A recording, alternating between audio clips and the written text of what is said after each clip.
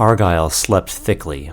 At one point he could hear Brenna's parents waking her and speaking with her in the single bedchamber. Though he was half asleep, Argyle could tell that they were speaking about him.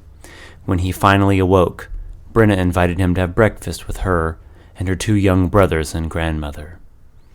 She explained to them how Argyle had helped her get a proper gig at the Vampire's Kiss, a tavern frequented by paying patrons who appreciated music and the arts.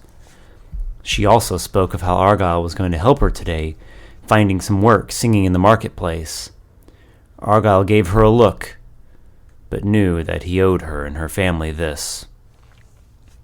After they finished eating, Brenna and Argyle bid her family goodbye and made their way toward the market.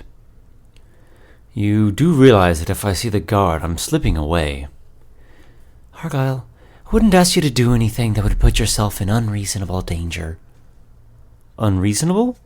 What exactly would you consider to be unreasonable?" "Oh, I don't know. Say, dancing a jig with me outside the Market District Guard Station?" "Well, that's obvious, I would think. I'm just telling you, I have to be sly about this." "Well, don't be too sly. We have to talk to people, you know." "Speaking of which, I've decided to go find Garren and this fence of his. We'll do that a bit later." Argyle and Brenna are making a streetwise check to find her a gig singing on the street here. Brenna gets a 20. Argyle's going to aid. His streetwise check to aid is actually 27, so they succeeded exceptionally well here.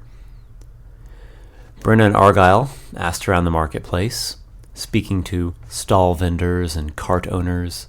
They did an excellent job of pitching Brenna's talent, and within a single hour, she was set up outside a small shop that sold costumes and performers' accessories. The owner was a man with a rotund belly who wore a jester's hat. He was happy to have Brenna singing outside. As Brenna was getting warmed up, Argyle gave her a farewell. "Well, I wish you the best of luck, but I have business to attend to." "I believe it's you who needs the luck. Be careful when dealing with those guys. They're dangerous, I hear."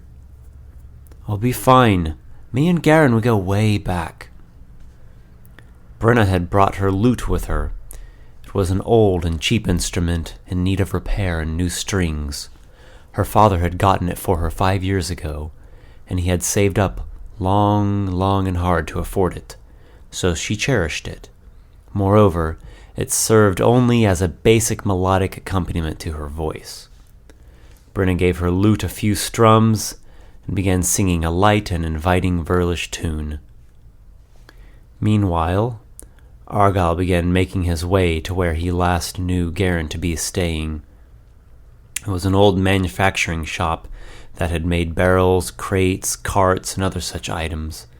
It no longer was in business, and Argyle understood that the old man who owned it now charged a rent to the gang who kept up residence there. Whether or not this landlord of sorts was in the know was uncertain to Argyle, who had actually never been inside this building before. Argyle arrived at the spot sometime later and knocked on the door. A small slot on the door's face creaked open, and a man's eyes stared at him from the inside. "Can I help you, young sir?" "Yes, I'm looking for Garren. He's a friend of mine." "Garren, huh? Well, wait here a minute." The doorman closed this small latch, leaving Argyle waiting. For a few minutes, he returned. "What's your name?" My name's Argyle. Garren had asked me to find him here before." "Right, hold on." Again, Argyle waited, trying his best not to feel nervous. Another few minutes went by, and then the door swung open. Argyle was led in by the foul-toothed doorman, where inside he saw a dim room lit by lamps. Basic tables were made out of crates, and dust coated the windowsills. Through an open doorway, he could see a back room with several men playing cards. Garren stood up nearby with a cocked smile. Garren was a rough young man, wearing leather garb. It was really worn, and he had a mace at his side. Well, Argyle the street rat." Well, Garren the wannabe thug. What brings you around here? Let me guess, you're broke. Not quite yet, and I'm hoping to avoid the old empty pockets by coming here. You've taken a long time to stop by. I don't know if boss has any more room for another hand. No, that's fine. Listen. Argyle stepped closer to Garren and lowered his voice. You spoke of a fence here? That's right. We got this guy who's good at moving things. He's our appraiser and treasurer. Does a fine job enough, I guess. That will work. Can I talk to him? Come with me. Garren brought Argyle into the back room, which turned out to be larger than the entrance room. There were 7 men playing cards at a big table that was covered in crude knife engravings. They were a number of ages, possibly as young as 15 and as old as 50. The room smelled of sawdust, stale smoke, and bad ale. The motley bunch of men looked at Argyle, which made him uncomfortable, and then went back to what they were doing. I'll go and get him. By the way, I heard Rufio rode you out to the Sea Watch. Ain't that a bugger? Argyle crinkled his face. Yeah, Rufio is a worm that needs to be taught a lesson. He'll stay clear of me if he knows what's good for him. That's a spirit, Garren said as he walked away from Argyle and through another door which looked to lead into a hallway. Argyle sat on an old barrel and waited once again. He saw several rounds of cards pass by. Each time the losing parties would cuss and swear like sailors. At last, Garren returned with a fellow not much older than he, and the 3 sat at a table in the corner. This here's my old chum Argyle. He's a pretty decent thief. So, you're looking for someone to help you move some goods, eh?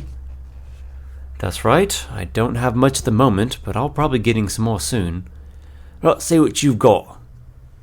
Argyle pulled out the half-finished scroll of Water Walk and the 5 blank ones. He laid them out on the table. The fence looked it over. It's elven, and it's magic. I do okay with elven, but not with magic. Argyle had worried about this.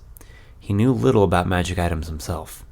He remembered some of what Brenna had told him, but even if he could explain it to the fence, it would still just be his word.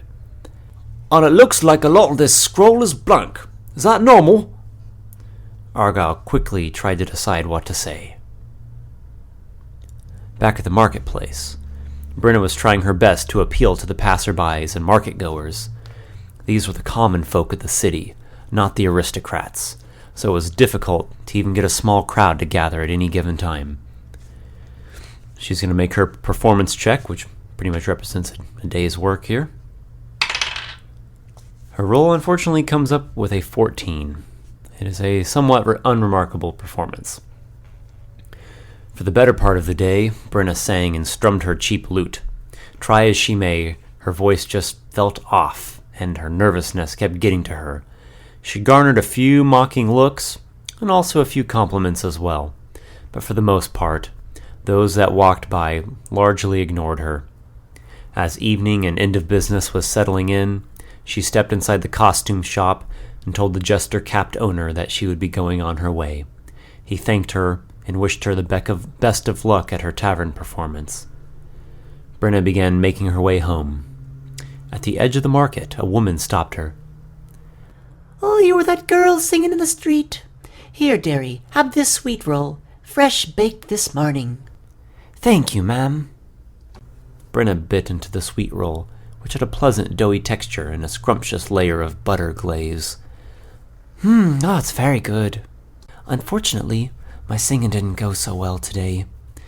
I guess I need to practice some more. Oh, don't you worry, you just keep at it. All you need to do is find out what inspires you, and then surround yourself with whatever it is. I'll try to do that, Brenna said as she curtsied goodbye.